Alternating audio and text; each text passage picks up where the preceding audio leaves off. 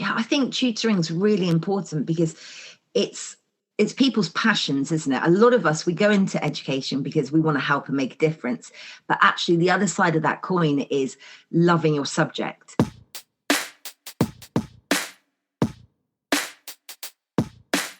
We're definitely the only UK platform that is advertising jobs in the education sector for teachers. I think that's the importance of Did Teach, that we know teachers, we are teachers, and we only post jobs, like I said, with companies that are really making a difference within the UK. Tutoring is just a really powerful way to sort of have a bit of freedom, I think, within your teaching. Tutoring is really powerful. It makes a difference to children. They get better grades because they've got tutors. I really do believe that more teachers would go into the profession, more university students would go into the profession if they knew that they were supported afterwards and companies really did value their skills.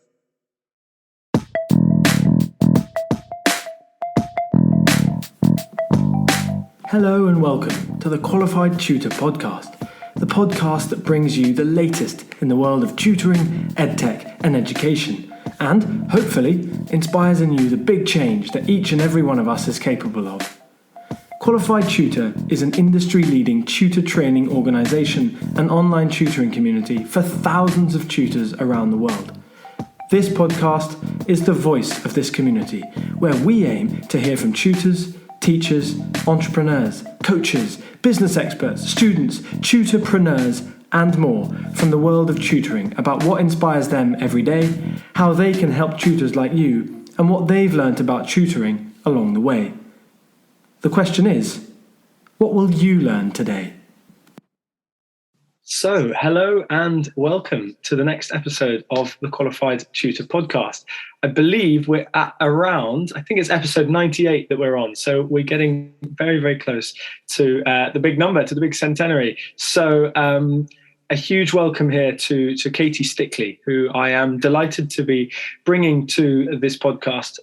Katie, as many of you may have got to know Katie over the last couple of years or so, Katie is the founder of Did Teach and also the co-founder of a platform called T.I.M.E, which I'll be briefly talking about in just a second. And really, Katie, having previously worked for many years in the education sector, set up Did Teach, which is a pretty multifaceted site that helps teachers and educators of all kinds diversify their income and improve their professional development, or really discover new career pathways. And I'm right in saying, Katie, as of 2022, the platform has grown to somewhere over 8,000 members. Is that right? 10,000 now. I knew that number was going to be outdated. 10,000 members. Wow, that's amazing. So that's Did Teach. That's the main focus of today's conversation. And alongside Baasit Siddiqui, as I just mentioned, Katie has also set up T.I.M.E. So the two areas of what Katie does professionally. And T.I.M.E. provides online courses and workshops for teachers, for parents, for students, kind of really empowering each one of those classes to grow their education skills, to grow their practice. So today we'll be talking mainly about Did Teach, which helps teachers find new career pathways. And finally, Did Teach, as you may have seen if you attended the festival last week, Did Teach were also a general partner of the festival. So really we're delighted to have Katie and her team as part of the festival. Really, I feel a little sense of kind of nostalgia that the festival has ended, and there's no more of the festival events to be taking place. But that's enough from me. Katie, welcome to the podcast. Thank you so much for joining us. Thank you, Ludo. Thanks for that lovely introduction as well. That's great. Just encapsulating me in a bubble. I like it. How much of the festival were you able to kind of catch? Were there some events that you were able to drop into? And Yeah, absolutely. I managed a whole day on Tuesday, and then I dropped in and out of things throughout the week. I managed to talk to a few of the panelists as well, which was really nice to get their opinion. And honestly, they were buzzing about the festival, and that says a lot, I think, about what you've created there. So yeah, well done to you guys. yeah, you should have caught me on Friday afternoon. I was absolutely, I was flying through the roof as well, Katie. It was just such a kind of, atmosphere of engagement, and atmosphere of kind of, we've created something here, not just amongst ourselves, but hopefully the festival feels like every participant is able to feel that they've, been part of something, and have used the festival to improve some part of their own tutoring as well, their own education. So those are the aims, those are the objectives. Let's hope some participants felt that way. But no, great to see that you were able to kind of attend some of the Tuesday. That was a really, really great day. Just for those listening, you can catch all of those recordings either through signing up to the festival. Now you can get all of those recordings on demand, or the Love Tutoring Library will be a space in which all Love Tutoring Festival events from the first festival, from this festival, will be uploaded and accessible for free. So that's just a little plug about where you can find the recordings from this festival. But Katie, our first question today is one that your listeners will have heard many, many times. What, Katie, is your why as an educator? Yeah, well, actually, I think my why as an educator is about just helping people. Like, the more I do it, the more I run the different businesses, even in teaching, and the lunch times that I gave up and the after schools that I gave up. It was all just about helping people and supporting people when they need it. And I think that's a real driving force for me. And I never really saw that in the business when I first set it up, that was part of it. But actually, the need to help teachers is definitely there. And it's completely free to join our platform. So we don't charge them. I offer free advice. Sometimes I'll talk to teachers for sort of 45 minutes or so, getting to know them and understanding their career journey. But I think that's a driving force for me in education to start with. That's why I went into teaching, just this idea about wanting to help. Yeah. So how does Did Teach support that vision? Yeah, well, I think when we started the business, I say we because my husband's also a teacher as well, so we sort of started it together, and then I launched it when I was on maternity leave. And I think to start with, we had the wrong angle, like the right angle in wanting to help teachers, but the wrong angle in how we were trying to help teachers, which was a bit more of a recruitment agency style. Just didn't work at all. And I felt like I was letting people down, and it was really frustrating that I had these amazing teachers on my database with these great CVs that we'd rewritten, and companies weren't interested in them because they were tied up with a recruitment agency. So when we pivoted to the job board, we sort of removed that pressure. So if you're a teacher and you're in the right place at the right time, and it's the right career, and you value that company, then you can just apply, and you don't need to get us involved in it at all, which is really nice. So it's just about being as transparent as possible, and always using the company logos, direct links to the websites, and just getting teachers straight to the jobs where companies value them. We only put jobs up where I've spoken to the company and they've said that they actually do want a teacher for that role. But teachers shouldn't limit themselves to that, because literally they can go anywhere. It's just meant to be a sort of easier fix for those who still are passionate about education and working for companies that make a difference. Yeah. Okay. So to give a little context to listeners, what kind of companies are advertising their roles on the Did Teach platform? Yeah, so when we started, we had a lot of edtech startups on our board that have grown quite rapidly, companies like Unifrog. And we've also had education assessment platforms, so GL Assessment, GL Education advertised with us, Education Endowment Foundation, and a few of the bigger charities. So it's any company that really works within the education field. But also companies that just work with children and young people that really do value those teachers' skill sets and that experience that they've had communicating with children, with parents, with schools. So yeah, that's mainly the companies that work with us. Okay, yeah. So that gives a little flavour as to what kind of roles you can find on that. And now the next question that was kind of forming in the head, the next bit that I wanted to know is perhaps a tricky question, Katie. But why should a teacher or ex-teacher looking for a new career path, why should they come to Did Teach? What does Did Teach provide them that they might not find elsewhere? Yeah, well, I think we're definitely the only UK platform that is advertising jobs in the education sector for teachers. So that's one of the reasons, but also the fact that it's set up by teachers, I think is really important as well. So we do understand teachers' skill sets.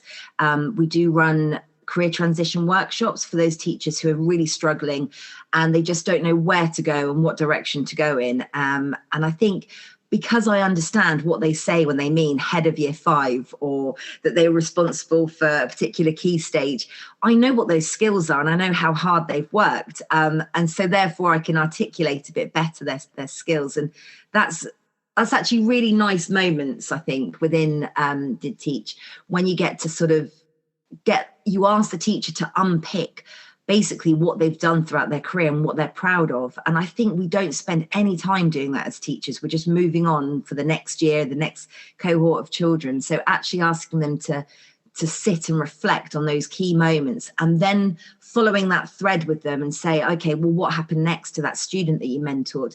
You know, where did they go? Have they gone on to university? Are they still studying? What happened to that teacher that you mentored as well? Really nice moments with that where teachers just reflect. So I think that's the importance of Did Teach, that we know teachers, we are teachers, and we only post jobs, like I said, with companies that are really making a difference within the UK. I'm dying to know, what does an ex-head of year 5, what do they know? What job can they go into? Yeah, I mean, that's the thing, is that if you break down what a head of year 5 is, you need to know, like, how many people were they in charge of and who did they liaise with? What special events did they create for that year group, that, those magic moments that you remember when you were at school? What impact did that have? Did they liaise with outside agencies? Did they have the parents come in and see, what assemblies did they do? What topics did they research? How did they help the kids that were failing, the disadvantaged students, the kids with language barriers? How did they solve sort of racial literacy problems? I mean, it's kind of huge. So what jobs do they go into? I mean, everything and anything, to be honest. But it's, I think definitely project management type roles are really suitable for anyone who's been in that, had that sort of experience. And we do find a lot of teachers, they don't stay necessarily in education, but actually taking those skills that they've learned, those soft skills, those communication skills that are really, really important for businesses to communicate that message. So we always say, it doesn't matter where you go, but you really do need to look at the company and think, is this the right fit for me? Do I value this company and what they stand for? And then just go for that role. Yeah. So what kind of, is there a large kind of proportion of the teachers, of 10,000 members you've got kind of using or have used the site, who find tutoring roles? I mean, how can tutoring support those leaving the classroom? Yeah, I think tutoring is really important because it's people's passions, isn't it? A lot of us, we go into education because we want to help and make a difference. But actually, the other side of that coin is loving your subject. Loving what you've trained in so much that you just want to do it day in and day out. Yes, and that's what tutors do, isn't it? Yeah, absolutely. And no, hardly any other professions offer that, a chance to really get, immerse yourself in your subject and your specialism. So I think tutoring is a really important skill. Whether you tutor and teach at the same time, I think you learn a lot from tutoring that you can bring back to the classroom. And obviously things in the classroom you can take to your tutoring. So it's a really good pairing, I think. And then eventually, circumstances change for people. I've had all sorts of teachers come on my database for all sorts of reasons. Not one of them is because they hate education and they don't like their subject anymore. It's not to do with that. It's to do with, background and circumstance that might mean that they have to leave. I was made redundant from teaching. So, people have different reasons for leaving the profession. But I think what tutoring allows is that they've got that freedom then, that they've set up a bit of a business, something for themselves, that they can nurture and they can grow. And it was really nice listening to the stuff, the content on Love Tutoring Festival, because actually from there, this idea about growing a business and really believing in what you're doing. So there's two types of tutors, I think: those who just want to nurture the sort of small area that they've got and the local community, and those that they really believe in their ideology and they want that to get that message to get across to lots of students in lots of locations. So I think that tutoring is just a really powerful way to sort of have a bit of freedom, I think, within your teaching. Yeah, and is there, on that note, do you find then that there is kind of scope for those who are still teaching to be on the platform looking for tutoring roles? Yeah, absolutely. I think it's a really good idea to get on there, talk to the community on qualified tutor. Sorry, I think that's a really nice place to understand what people are saying, what messages they've got, the skills that you learn when you're tutoring. I think are really important, those interpersonal skills, but also how to manage your time. I think Sharon from Connexus, she was great. The way that she talked about sort of, really valuing what you're putting in, that you're the specialist and, people should pay you for your time, and appreciating that. I think that was a lovely message to get across, because I think some people just tutor, but actually tutoring's really powerful. It makes a difference to children. They get better grades because they've got tutors. I think that's important to learn. Yeah, absolutely. So there are, perhaps just to kind of clarify something on the site, that there are lots of current teachers on there as well, are there? It's not just people who've left the profession, is that right? Yeah, absolutely. I mean, you can understand when we set the business up, both teaching, it was a little bit of a scary thing. And a few people have put the phone down on me and been really rude about my business. And I've been in tears about it. It's really not about stealing teachers from the classroom. It's about, you've offered your time, say, most teachers, I think, is around 8 to 15 years. We've got teachers coming from there. They've dedicated their life to helping young people to achieve their best. They should then be supported if they want to move on or have to move on to something else. So it was really nice to be able to get on the job board, ways for teachers, to diversify their income. So tutoring's one of those. Also voluntary work as well. We put those posts up for free. So, again, people can just increase and upskill and learn a bit more about the world around them and take that back into the classroom as well. So, yeah, it's definitely not for people just leaving teaching. It's for people who are passionate about education and want to find other ways that they can support sort of education sector. Yeah. So do you find that happens a lot? I mean, you clearly, Katie, talk to lots of teachers, lots of those people on the platform. Do you find that they're then able to take what they've learned from other industries back into the classroom? Is there a kind of two-way knowledge sharing kind of system here? Yeah, I think there definitely is. I think for me, I guess the sort of personal experience, I've been working with people and rewriting their CVs, and I work with a master career coach, and I've learned his expertise as well. When I was helping year 11 write their CVs for job applications, the content we were given in school was absolutely dire. It was just dreadful. And the cover letter, dear sir, madam, I'm applying for the role of blah, blah, blah. And just being able to tip that completely on its head and really talk to the students about, why they're applying for this job and what they love about the company, and eking out their achievements, because actually everything they've done needs to be impact based. So what was the achievement, what was the impact of something that you've done and you've created? So for me, that was great bringing that back in. And I know other teachers who, especially IT skills, because we don't get to experiment much with those, so building websites and taking it back in. There's general studies got a bit of a revamp recently, and it's extended project qualification. And within that, students can create their own businesses.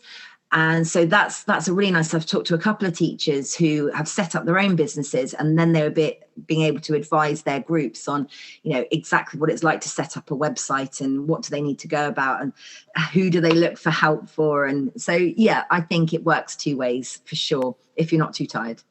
Yeah, which shouldn't be underestimated. I imagine it probably takes those leaving the classroom a little bit more time probably to kind of digest and unpack that exit than perhaps other professions. I think so. But that's a really important thread you've pulled on there. And I think things like financial education for kids is something that that's massively grown over the last couple of years as a kind of both as something that just exists, opening that up to people who never have previously thought of that, but also extending that out to training educators in how to do that, because lots of adults are financially aware, and obviously some are forced to be, and some just are. But obviously we don't really tell our kids in any country, in the national curriculum about financial education. And in fact, next week's podcast with a guy called Mike Alowitz, who's been on the podcast a couple of times before, we're going to be talking a little bit about what financial education for kids means. But what you're doing is you've started that process already, because you were saying just then that teachers on the platform in the Did Teach community, they are leaving the classroom and going into business roles. And then they're able to take that back and kind of come back into the classroom either as a kind of external speaker or as a kind of online teacher. Is that what's happening there? Is that the knowledge transfer? Yeah, absolutely. Yeah.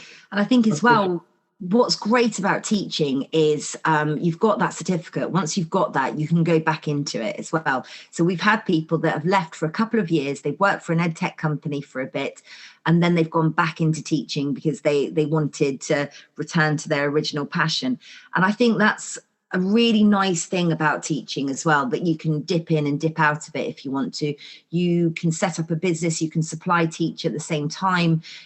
It's an amazing profession, actually, that really does support people in lots of ways. I know a lot of teachers will moan about some of the ways that they're not supported, but actually, it is there for you throughout your whole life once you've got that qualification. Yeah, that's really important. I think stressing that lifelong kind of learning.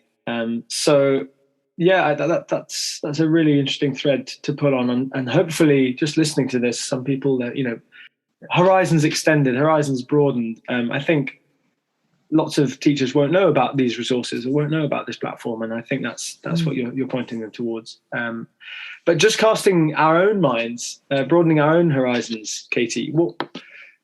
We ask this question from time to time on the podcast. I think we first brought it in about a year ago when we were talking to Mary Mayat, who's obviously kind of thought leader in education and the classroom and curriculum. If you could wave a magic wand over the educational landscape, Katie, what would we see? Gosh, so many things. I really sort of rattled my brain with this one because there's lots that I would like to see change. I think from speaking day in and day out to teachers, the biggest thing that needs to change is that work-life balance. And I think teachers just have this amazing work ethic, but they work so hard and so long, and they give up Sundays and they work evenings, and really they need to be spending time with their families, doing their own hobbies and interests. So I think, if there could be a way to sort of get back to that. When I first started teaching, 19 years ago, it wasn't as demanding. It was great. I was managing my time better, but the demands from the exam boards and the demands from Ofsted and then from senior leaders, sometimes it's just too much for certain teachers. And then you lose really good teachers who are passionate about what they're doing and passionate about educating young people and have got great experience within the classroom. You're losing them because they can't quite manage that work-life balance. They see all their friends going out on a Wednesday evening, and there's just no way. They're in bed by 9:30 if they've done their marking. And it's just such a shame that they're burning out. And we shouldn't allow a profession to burn out. It's quite disgusting, to be honest. Yeah, especially given the work that they're doing in preparing, the next generations of of this country and of, around the world of every country. I totally agree, Katie. It's really, it's something that I think about very, very often. It's something you think about probably much more often. It's something that lots and lots of people were mentioning at the festival. And we can't let that slip. We can't let these conversations just be conversations and not become more than that. And if you're listening to this and this is resonating with you, this idea that either you are a teacher who's being overworked or feels stressed, or you've just left the profession, or you're just a tutor who understands what teachers are going through and wants to be able to be part of that unburdening and that sharing out division of student support, then do head to didteach.com. There really is a lot to discover there. You can find Katie's contact details there.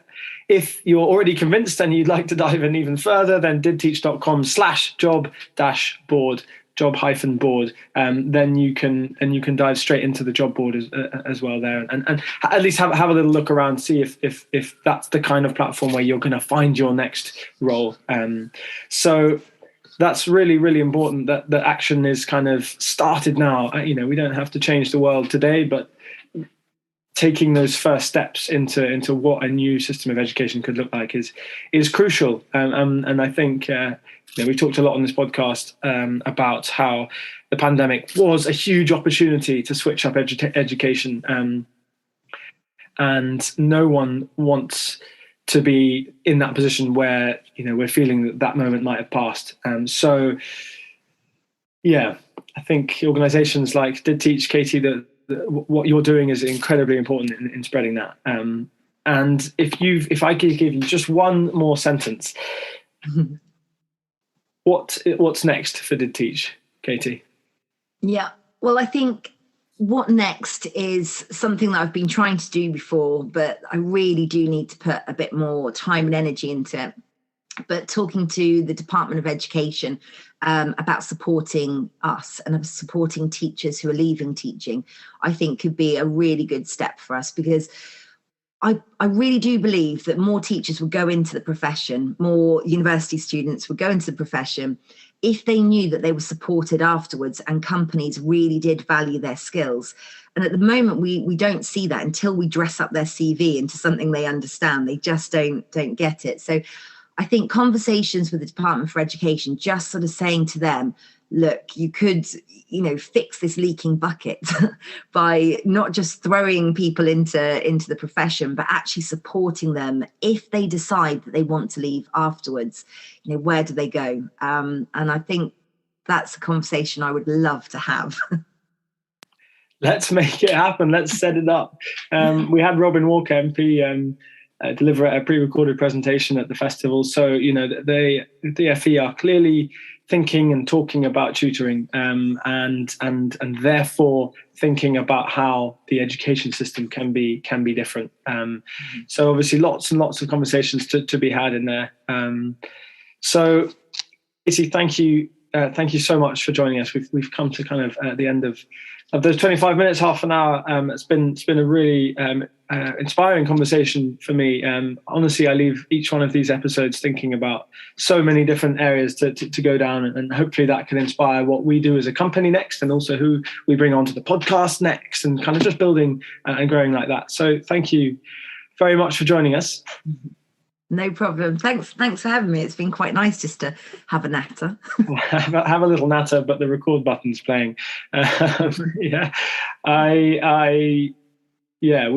I said at the start of the podcast, if you would like, next week's guest, Mike Michalowicz, will be talking about financial education for kids.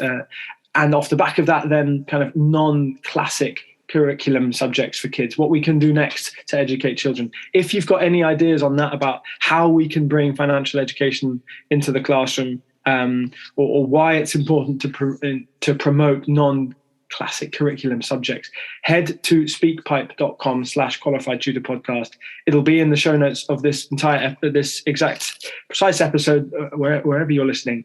Go to speakpipe.com/qualified tutor podcast, record a short message thinking about those ideas, unpacking those ideas, and we will play them at the end of next week's podcast. So anyone is free to do that. And it would be a great way to have your voice heard. I have been Ludo Miller, host of the Qualified Tutor podcast and director of the Love Tutoring Festival as well. And we will see you all next time. Thank you very much for listening. It's a real pleasure to be bringing these wonderful guests to you. So thank you. Thank you, Katie. Thank you. Bye.